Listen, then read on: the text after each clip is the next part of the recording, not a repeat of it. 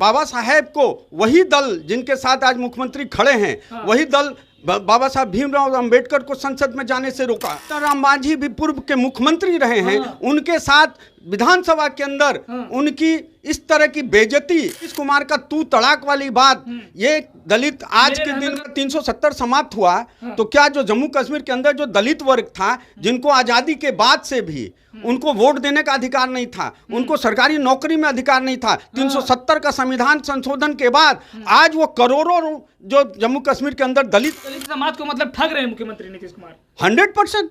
आज जो ये भीम संसद बुलाया गया, ये तो पूरी सरकारी तंत्र, उनके यहाँ जो कैबिनेट मिनिस्टर हैं अशोक चौधरी, उन्होंने अपनी सरकारी तंत्र का उपयोग किया। 26 नवंबर है, आज संविधान दिवस मनाया गया पूरे देश में, पूरे प्रदेश में।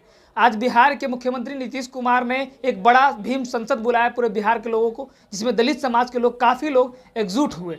लेकिन बात कर ले खुले मन से, नीतीश कुमार कह रहे थे कि अब दिल्ली के जो केंद्र सरकार है उसकी जड़ें हिला देंगे, और विशेष राज्य का दर्जा जो बिहार को कई बार सरकार में आने के बावजूद हमने मांगा लेकिन नहीं मिला, इस बार हम बिहार का विशेष राज्य दर्जा लेके रहेंगे केंद्र। भाजपा के पूर्व प्रदेश अध्यक्ष, अनुसूचित मोर्चा के अध्यक्ष हैं, इनसे बात करेंगे कि जिस तरह से मुख्यमंत्री नीतीश कुमार कह रहे थे कि अब दिल्ली की सरकार हिला देंगे।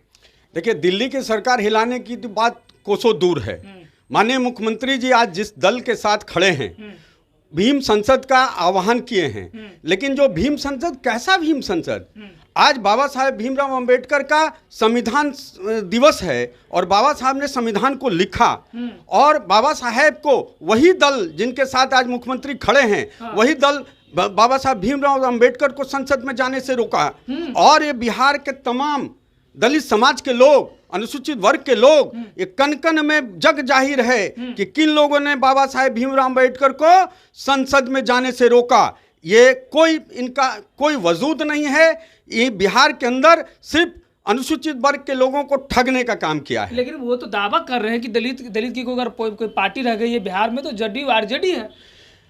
आप तत्काल देखेंगे कि आरजेडी और जदयू की वर्तमान सरकार ने विधानसभा के अंदर दलित वर्ग के जो नेता थे, हमारे पूर्व मुख्यमंत्री जीतन राम मांझी जी, उनको उनके साथ तू तड़ाक करके बात कर रहे थे। ये क्या गरिमा रह गई है? ये क्या दलित का सम्मान कर सकते हैं? जीतन राम मांझी भी पूर्व के मुख्यमंत्री रहे हैं, उनके साथ विधानसभा के अंदर उनकी इस तरह की बेइज्जती।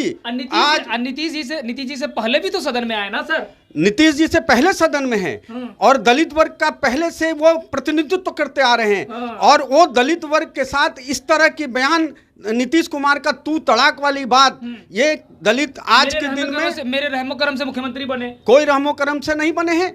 आज दलित वर्ग की वोट के कारण जीतन राम मांझी जीत के आते हैं, और जीतन राम मांझी उस समय जीते जिस समय नीतीश कुमार ने संसद का मुंह नहीं देखा था, जिस समय विधानसभा में मुंह नहीं देखा था। उसके जीतन राम मांझी उस समय ग्रेजुएट होने के बाद संसद सदन में पहुंचने का काम किया। तो आज जीतन राम मांझी दलितों की आवाज है, उसको दबाने का जो प्रयास कर रहा है मुख्यमंत्री के द्वारा सदन के अंदर, वो दलित समाज सब देख रहा है। आने वाला समय में इसका करारा जवाब देने जा रही है। देश का संविधान बचाने के लिए सिर्फ दलित समाज ही क्यों जरूरी है? देश का संविधान कब खतरा में है? अगर कि भाजपा से खतरा है? नहीं, ये खतरा में कहाँ है? आप एक बार देखोगे कि दलित समाज के हित में जो संविधान बना है, उस संविधान में कितना संशोधन हुआ। आज अगर संशोधन की बात ये लोग करते हैं कि संविधान खतरा में है, मुझे एक बात की जानकारी इनके मंत्री और मुख्यमंत्री देना कि अगर 370 समाप्त हुआ, तो क्या जो जम्मू कश्मीर के अंदर जो दलित वर्ग था, जिनको आज़ादी के बाद से भी उनको वोट देने का अधिकार नहीं था, उनको सरकारी नौकरी में अधिकार नहीं था, 370 का संविधान संशोधन के बाद आज वो करोड़ों जो जम्मू कश्मीर के अंदर दलित वर्ग के लोग हैं, उनको वोट देने का अधिकार मिला, उनको नौकरी करने का अधिकार मिला। ये क्या संविधान संशोधन में दलित विरोधी काम है क्या? ये मुख्यमंत्री जवाब दे सकते हैं क्या? तो दलित समाज को मतलब ठग रहे हैं मुख्यमंत्री नीतीश कुमार 100%। आज जो ये भीम संसद बुलाया गया, ये तो पूरी सरकारी तंत्र, उनके यहाँ जो कैबिनेट मिनिस्टर हैं अशोक चौधरी, उन्होंने अपनी सरकारी तंत्र का उपयोग किया। अशोक चौधरी दलितों के नेता बन चुके, कभी संभव नहीं है। आप अगर देखे होंगे तो उनका जो सरकारी तंत्र है, उनके जो मैनेजमेंट करने वाले लोग हैं, वो कौन लोग हैं? आप चौथे स्तंभ है, लोकतंत्र के चौथे स्तंभ आप हैं। आप एक बार जानकारी इकट्ठा कर लीजिए कि उनकी व्यवस्था कहाँ से हुई, उनकी व्यवस्था में सरकारी तंत्र का उपयोग किया गया, उनकी संख्या आने में सरकारी सेवकों का उपयोग किया गया। आप जितना मित्र टोला सेवक 100% विकास मित्र टोला सेवक जीविका की अपनी बहनें लाचारी में वो आए हैं और उनके द्वारा ये संख्या लाई गई है। आम जनमानस ये केंद्र में राष्ट्रवादी ताकत, संस्कृति की ताकत को मजबूत करने के लिए एससी वर्ग तैयार है। इनका जो सरकारी तंत्र है वही तंत्र आकर के यहाँ पे उनको आई है। लेकिन एक सवाल कि जिस तरह से आज देश का संविधान दिवस आज मनाया गया, तो क्या लगता है बाबा साहब की जो वो लिखी गई संविधान है, उनकी जो हर मतलब बातें लिखी गई है, देश में समतामूलक समाज बने, जैसा मतलब सबको सम्मान दिया जाए, क्या आज देश की सरकार जो है और बिहार की जो सरकार है वो दे पा रही है? बिहार सरकार कहाँ से दे पाएगी? आज केंद्र की सरकार में जितना भी प्रायोजित अनुसूचित वर्ग के विकास की जो बात हो रही है वो केंद्र सरकार की योजना से हो रही है। आप सोच सकते हैं कि जो अपने समाज में अनुसूचित वर्ग के लोग, मामूली सा एक स्वच्छता अभियान का जो शौचालय निर्माण का जो काम हुआ है, वो कितनी बड़ी सम्मान का बात माननीय प्रधानमंत्री नरेंद्र मोदी जी का देन है कि आज वो सम्मान के साथ हमारी बहनें, हमारी बेटियां, हमारी माएँ आज जो शौचालय का उपयोग कर रही हैं। ये कम सम्मान की बात है क्या? ये कभी बिहार सरकार सोच सकती है क्या? बिहार की सरकार के जो मुखिया हैं उनकी कल्पना में भी ये बात आ सकती है क्या?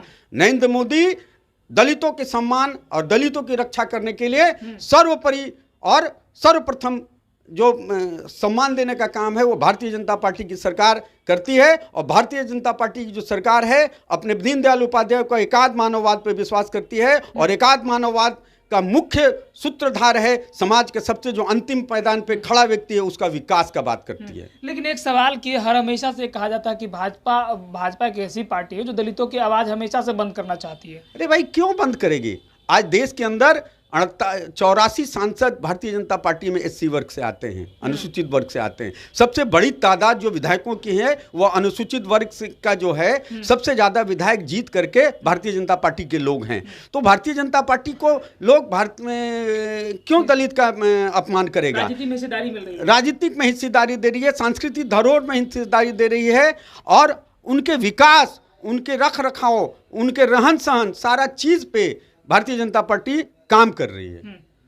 तो चलिए, हमारे साथ में सुबोध कुमार पासवान जी थे, भाजपा के पूर्व प्रदेश अध्यक्ष हैं। उन्होंने साफ तौर पे कहा जिस तरह से आज बाबा साहब के लिखा गया संविधान दिवस आज देश में मनाया गया, प्रदेश में मनाया गया, लेकिन बिहार में मुख्यमंत्री नीतीश कुमार भीम संसद लगाए। लेकिन उन्होंने साफ तौर पे कहा कि दलित को ठगने के लिए भीम संसद लगाया गया। बिहार के मुख्यमंत्री ये नहीं चाहते कि दलित की भलाई हो, दलितों की भागीदारी हो।